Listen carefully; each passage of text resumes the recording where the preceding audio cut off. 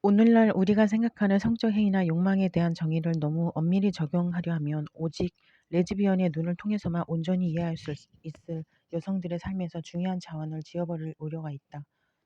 이런 식으로 지워지는 위험을 막고자, 그리고 모든 여성의 연대를 촉진하고자 일부 레즈비언 이론가들은 레즈비언의 정체성이 비단 성적 영역에만 국한되지 않는다는 점을 말하려 했다. 이들에 따르면 레즈비언의 정체성은 자기의 관심과 감정적 에너지 부분들을 다른 여성에게 보냄을 했어. 그리고 자신의 감정을 건강히 유지시켜주고 심리적으로도 안정되도록 도와주는 주요 원동력을 다른 여성에게서 찾음으로써 구성된다. 즉 레즈비언은 여성 정체화한 여성인 것이다. 에이드리언 니치는 여성 정체화한 여성 개념을 활용하여 이른바 레즈비언 연속체의 존재를 입증하려 한다. 리치 본인이 명명한 용어인 레즈비언 연속체는 단순히 여성이 체험했거나 의식적으로 바란 생식기를 통한 다른 여성과의 성적 경험이라는 사실에만 주목하기보다 여성 개개인의 삶과 역사 전반에 걸친 일련의 여성 정체화한 경험들을 포괄하는 개념이다. 여기서 말하는 여성 정체화한 경험에는 일이나 놀이를 함께하며 얻는 정서적 유대, 서로 주고받는 심리적 안정, 어떤 형식으로든 즐거움을 공유하는 경험 등이 두루 포함된다. 여성 정체화의 성적 욕망이나 행위를 처음부터 제외하는 것이 아니라 그런 것을 반드시 필요로 하지 않을 뿐이다. 해당 여성은 일생 내내 레즈비언 연속체 안팎을 자유를 오갈 수 있고 평생 그 안에 남아 있을 수도 있다. 이런 관점에서 보자면 19세기 여성들의 낭만적 우정은 성적 행위나 욕망의 개입 여부와 무관하게 레즈비언 분석의 적절한 주제인 셈이다. 물론 레즈비언 경험의 성적 자원을 경시하는 것은 몇몇 레즈비언 이론가들이 말하는 것처럼 레즈비언의 삶에서 가장 특별하고 자유로운 경험을 가벼이 여기는 것이다. 레즈비언은 다른 여성과 성적 유대를 나누고 남성이 자신의 몸에 접근하는 것을 거부함으로써 가부장제의 가장 강력한 동력 가운데 하나의 이성애를 거부한다. 이성애는 정상적인 여성에게 자연스러운 성적 지향이 아니라 여성을 가부장제에 종속시키는 정치적 제도이기 때문이다. 말하자면 가부장제에서 여성의 섹슈얼리스트가 이성애적인 관점에 따라 규정되는 방식에는 남성에 대한 여성의 종속이 뿌리 깊게 각인되어 있다. 이 같은 관점에서 보면 가부장제와 이성애는 분리 불가능하다. 가부장제에 저항하려는 사람은 이성애에도 저항해야 하는 것이다. 그러한 이유에서 일부 레즈비언들은 분리주의자가 된다. 이들은 게이 남성을 포함한 모든 남성 및 이성애자 여성에게서 자신들을 최대한 분리시킨다. 또한 자신들과 의견을 같이 하지 않는 레즈비언들과도 거리를 둔다. 남성의 주도로 전개된 1970년대 게이 해방운동의 성차별주의와 앞에서 언급한 여성주의 운동의 이성의 중심 성향을 기억하는 레즈비언은 분리주의자들은 오직 레즈비언 조직에만 레즈비언들의 현안을 최우선시하리라고 믿는다. 레즈비언 분리주의자들에게 여성의 동성애는 단순히 개인의 섹슈얼리스트 문제에 그치는 것이 아닌 하나의 정치적 입장인 것이다. 이는 분리주의자가 아닌 레즈비언 여성주의자 대부분에게도 마찬가지다. 그런데 메릴린 프라이는 분리주의가 계획적이고 체계적인 정치적 방침이라 해도 그러한 형식만이 가부장적 지배로부터 여성들을 분리시킬 수 있는 것은 아니라고 주장한다. 실제로 분리는 여성의 권력을 중대시키는 일련의 제도적 실천을 통해 다양한 차원에서 진행되고 있다. 예를 들어 외맞는 여성과 이혼 여성을 위한 쉼터 제공, 이용 가능한 타가시설과 여성화 프로그램, 여성 전용 바의 확대, 낙태 합법화 등이 이러한 실천에 속한다. 심지어 겉보기엔 지극히 개인적인 행동, 이를테면 친밀하던 관계를 끝내는 것과 같은 행동조차 남성 또는 남성 주도적인 제도에서 벗어나 여성의 권력을 증대시키는 분리의 형식이 될 수 있다. 집이나 회사에서 특정인에 대한 출입 금지, 특정인에 대한 지원 중단 및 충선시 철회, 성차별적 TV 프로그램 시청 및 성차별적 음악 청취 거부, 지독한 불쾌감을 주는 개인에 대한 거절 등은 모두 그러한 분리를 실행하는 형식이다. 프라이의 말처럼 접근권이란 권력의 성격 가운데 하나다. 노예들의 막사에 들어갈 수 있는 것은 언제나 주인의 특권이다. 자기 막사에서 주인을 내쫓겠다고 결심하는 노예는 자신이 더 이상 노예가 아니라고 선언하는 것이다. 그러므로 분리주의의 정치를 선택하는 여성들이 소수라는 이유로 나머지 대부분의 여성들이 분리의 경험을 완전히 낯선 것으로 생각해서는 안 되며 분리주의자를 자임하는 여성들에게 무심해서도 안 된다. 레즈비언이라는 용어를 정의하려는 시도, 나아가 여성의 분리와 관련된 다양한 형식들이 갖는 정치적 함의를 온전히 설명하려는 시도는 분명히 흥미로운 만큼이나 문제도 많다. 어떤 텍스트가 레즈비언의 문화 텍스트인가? 라는 질문에 대답을 구하려는 노력 역시 그만큼의 어려움이 따른다.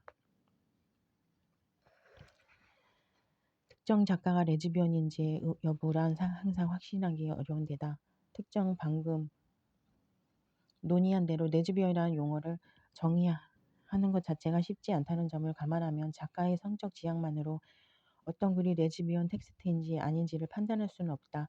심지어 작가의 성적 지향을 알고 있는 경우라고 해도 그렇다. 물론 레즈비언을 비평가가 어떻게 정의하는지에 따라 레즈비언 작가와 레즈비언 텍스트에 대한 정의도 달라질 테지만 말이다. 이러한 상황에서 레즈비언 비평가는 예컨대 윌라 캐더처럼 성적인 면에서 적극적이었다고 알려진 레즈비언 작가라도 겉으로는 이성애적 서사를 내세우고 레즈비언과 관련된 의미는 간접적으로 표현했을 경우를 논의할 수 있다. 적어도 작품의 출판을 바란다면, 그리고 형사소송은 물론이고 세간의 비난 또한 피하고 싶다면 레즈비언의 욕망을 공개적으로 서술해서는 안 된다는 사실을 캐더 같은 작가는 알고 있었을 것이기 때문이다. 캐더의 소설에 대한 주디스 패터리의 해석에서 이 같은 주장을 확인할 수 있다. 패티라는 소설 기법보다도 소설의 화자인 짐 버튼에 주목한다. 소설 속에서 짐 버튼의 성격은 서로 모순되게 묘사되는 경우가 종종 있어서 이를 어떻게 해석해야 할지 난감해한 비평가들이 많았다. 그런데 패터리에 따르면 짐 버튼은 저자 캐더가 지닌 레즈비언의 욕망의 화신이라고 보아야 비로소 온전히 이해할 수 있는 인물이다. 무엇보다 짐은 안토니아를 향한 사랑과 안토니아를 연인 또는 아내로 두고픈 욕망을 거듭 드러내지만 따로 밝히지 않은 어떤 이유 때문에 안토니아를 차지하지 못한다. 게다가 짐은 전통적인 관점에서 보자면 마치 여성인 것처럼 행동한다. 그는 부엌을 비롯한 여성의 공간에서 대부분의 시간을 보낼 뿐 아니라 사냥이나 낚시 같은 남성들의 세계에서 활동하는 모습을 결코 보이지 않는다. 더 나아가 자기 고장의 남성들과 자신을 동일시하지 않는다. 그 남성들이 함부로 남용하는 가부장적 특권의 적대적인 모습을 보이기까지 한다. 그러던 차에 짐은 안토니아가 일하는 곳인 위커터의 집에 그녀 대신 들어가 있다가 봉변을 당한다. 위커터는 안 그래도 안토니아를 성적으로 괴롭히고 겁먹게 하는 등의 괴팍한 행동을 벌이던 인물이었는데 잠시 집을 비운 사이에 안토니아가 아닌 짐이 그곳을 지키고 있는 것을 보고는 짐에게 느닷없이 행패를 부린 것이다. 그런데 짐은 자신이 사랑하는 안토니아를 지키겠다는 이유로 위커터를 마구 때리거나 하지는 않는다. 정황상 짐은 전에 안토니아가 있던 자리에서 강간을 당했다고도 볼 수 있지만 그는 위커터의 역겨운 행동에 전절이 치고 수치심을 느끼며 자기 집으로 도망쳐 할머니에게 누구에게도 이 사건에 대해 이야기하지 말아달라고 간청한다. 심지어 의사에게도 말이다. 이 모든 것을 종합해보면 결국 짐은 남성성을 혐오한다는 것을 알 수 있다. 이 점은 일부에 등장하는 남군 모양의 기이한 뱀이 확 내뿜는 남군의 남성성 앞에서 그가 어떤 느낌에 휩싸이는지만 봐도 명확하다. 혐오스러울 만치 단단한 근육이 징그럽게 꿈틀대는 것을 보니 속이 다 메스꺼웠다. 몸뚱이는 내 다리만큼이나 굵었으며 맷돌로 찢는다 해도 놈의 진저리 나는 생명력이 끄떡이나 할까 싶었다. 그놈은 먼 옛날에나 있었을 법한 가장 오래된 악마 같았다. 소설의 화자인 짐이 저자의 대역임을 알게 되면 앞에서 언급한 서사상의 문제들도 해결된다고 패터리는 주장한다. 이 소설이 자전적인 이야기임을 감안하면 그러한 설명이 더욱 잘 들어맞다고도 볼 수 있다. 한편 레즈비언 비평가는 어떤 작가의 이용 가능한 전기적 자료들을 검토했을 때 단지 다른 여성들의 열정적 정서적 유대감, 곧 낭만적 우정밖에 발견할 수 없었다 하더라도 그 작가가 내놓은 결과물을 보고 나서 작가의 레즈비언 성향을 확인하게 되는 경우를 논의할 수도 있다. 자기 시의 동성성애적 차원을 전략적으로 드러내는 에밀리 디킨스의 경우를 설득력 있게 설명하는 폴라 베넷이 조언이다. 베넷에 따르며 에밀리 디킨스의 시는 그녀가 살아가며 만난 여성들과의 관계에서 얻은 정서적이면서도 성적인 위안과 상당 부분 연관이 있다. 몇 가지 시적 전략을 예를 들자면 먼저 디킨스는 남군의 이미지를 두려움 및 혐오와 결부시켜 사용한다. 에서 바다 물결을 해안가에 있는 화자를 따라오는데 화자는 바닷물에 잡아먹힐까 봐 두려워 그곳에서 물러나려고 한다. 그런가 하면 한겨울 방 안에서 분홍빛의 가늘지만 온기가 느껴지는 벌레 한 마리에 불안해하던 화자는 어느 순간 벌레가 힘을 주어 따리를 틀고 있는 한 마리의 뱀으로 탈바꿈하자 공포와 혐오감을 느낀다. 여성의 성적 이미지는 정반대로 표현된다. 베넷이 보기에 디킨스는 그러한 이미지, 특히 음액이나 음순을 연상시키는 이미지를 대개 입으로 느끼는 에덴의 즐거움과 연결시키고 솔직하고 간절하며 풍요로운 어조로 묘사한다. 예를 들어 내가 쓸 수 있는 편지 전부는 사랑하는 사람에게 물기가 어려 짙어진 그대를 위해 숨겨둔 입술을 즐기고 조금씩 마셔줄 것을 부탁하는 내용이다. 비슷한 묘사를 그대를 위해 꽃을 돌보내서도 볼 수 있는데 이 시는 내 푸쿠시아의 산호색 틈새 찢어지는구나 씨 뿌리는 이 꿈꾸는 사이 내 선인장 그녀의 겉옷을 갈라 그녀의 목 보여주네 등과 같은 여성의 성적 이미지들을 담고 있다. 이상의 시 작품들이 남성의 시점을 택하고 있듯 그렇지 않든지 간에 베넷은 디킨스의 초점이 확실히 여성의 섹슈얼리티 자체에 맞추어져 있다.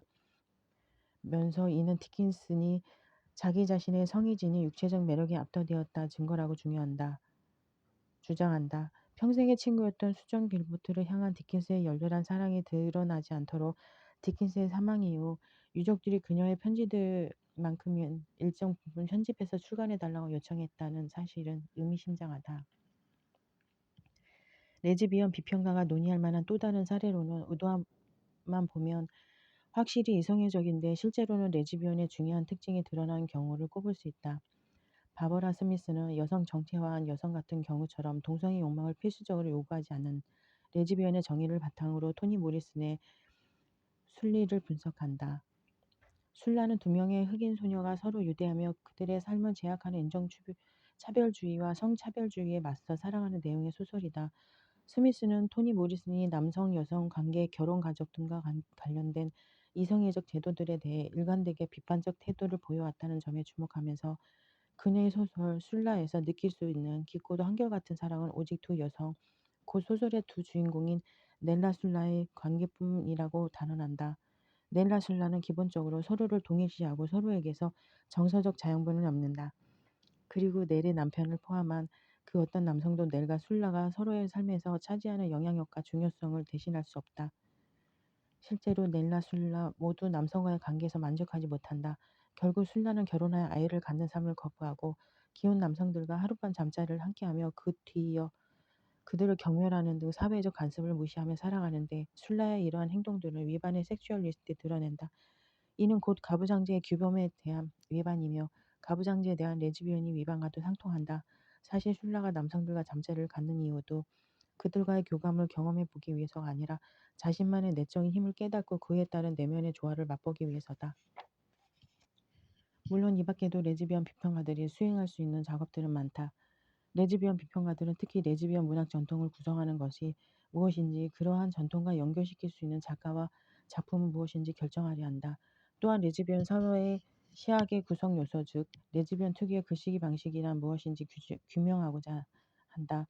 그리고 레즈비언 작가들의 성적, 감정적 지향이 그들의 문학적 표현에 어떤 영향을 끼치는지 성적, 감정적 지향과 인종 문제가 맞물리는 상황이 유색인 레즈비언들의 문학적 표현에 어떤 영향을 끼치는지 더 나아가 성적, 감정적 지향과 인종 문제, 계급 문제가 한데 얽히는 상황이 노동계급 출신 레즈비언들의 문학적 표현에 어떤 영향을 끼치는지 분석하고자 한다.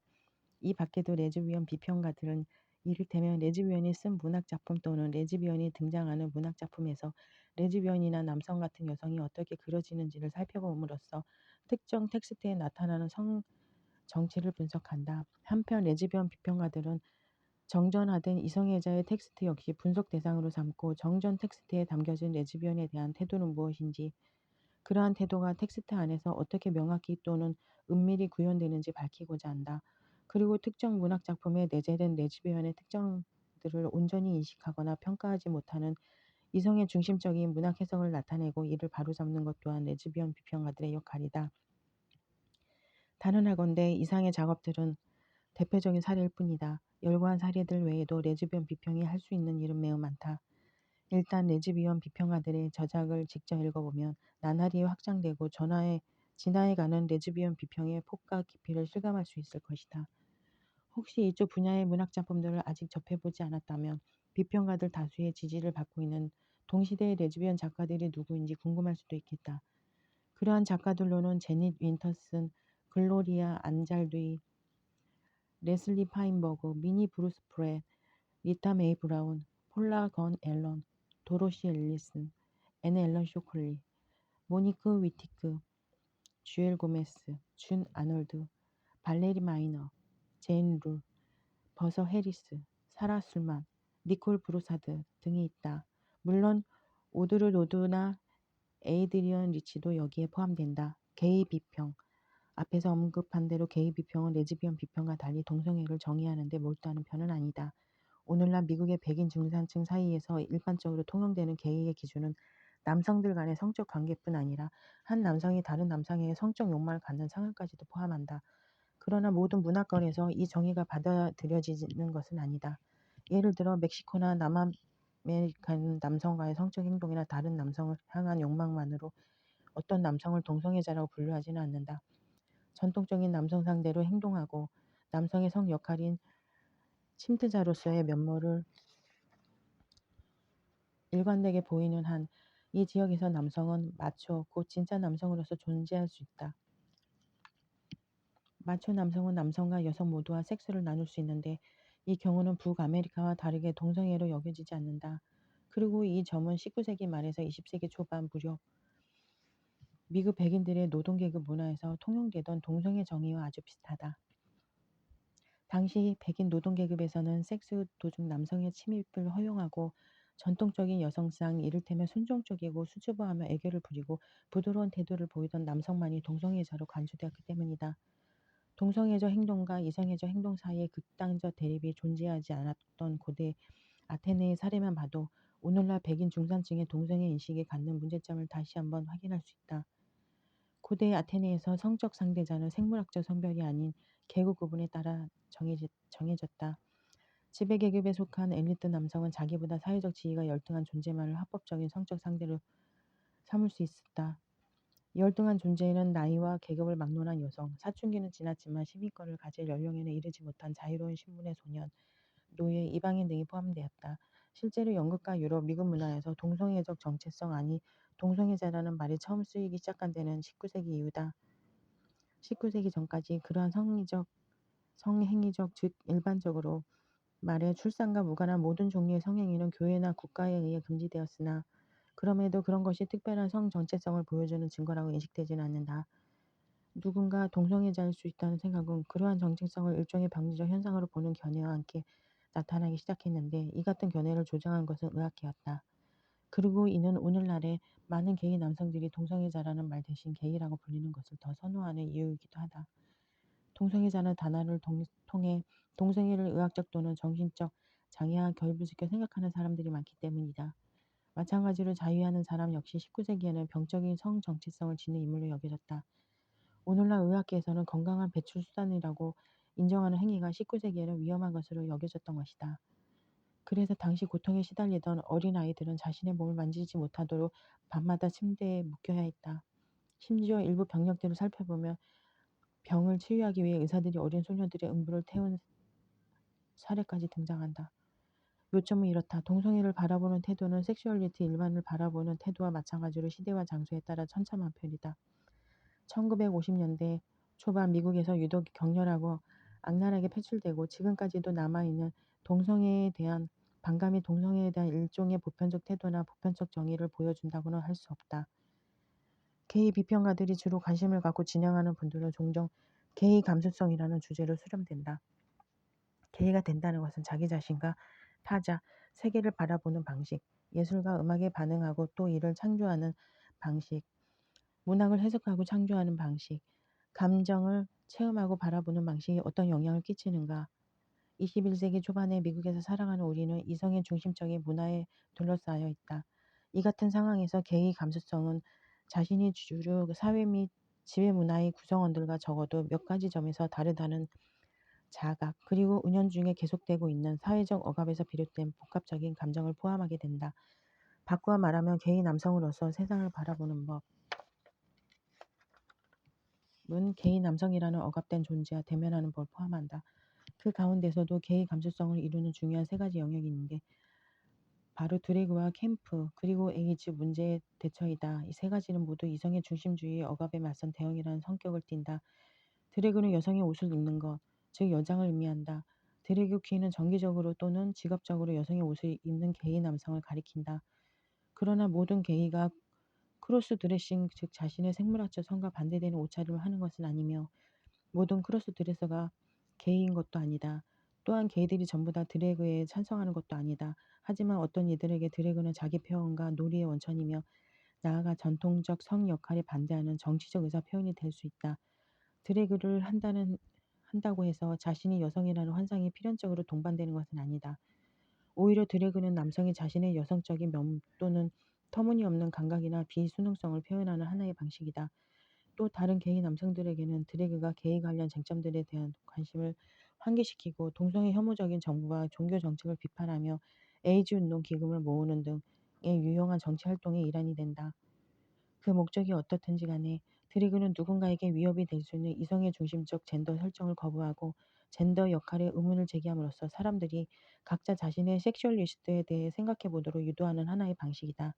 한편 레즈비언이 남성의 옷을 입는 경우도 있다. 실제로 드래그 킹이 일부 존재하기도 한다. 팝 가수 엘비스 프레슬리를 흉내내는 사람들을 풍자하고 엘비스의 마약 문제나 성적 성향까지 연기에 포함시키는 엘비스 허셀비스는 같은 인물들을 그 예로 꼽을 수 있다. 그러나 레즈비언들은 드래그를 게이 남성들만큼 중요한 문제로 보지 않는 것 같다. 한 가지 이유를 들자면 적어도 1960년대 후반 이후로는 여성이 남성처럼 옷을 입고 몸단장을 하는 것을 사람들이 터무니없다거나 심지어 유행에 어긋난다고 보지 않는다는 사실을 이야기할 수 있다.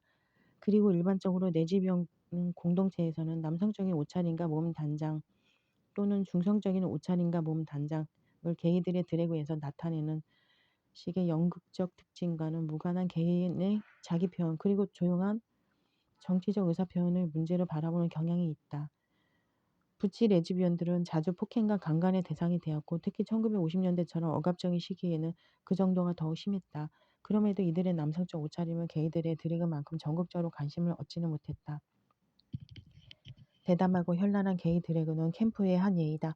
캠프는 불경함, 책략, 과장, 연극성 등의 특징을 지니는 표현 형식으로서 아이러니와 재치, 유머를 담고 있으며 종종 젠더의 경계선을 넘나들거나 흐릿하게 만든다. 캠프는 권위와 전통적 행동 규범을 조롱한다는 점에서 전복적인 성격을 띠는데 그러한 전복성은 대개 조롱 대상을 과장된 몸짓이나 자세, 목소리 등으로 터무니없게 묘사하는 데서 생겨난다.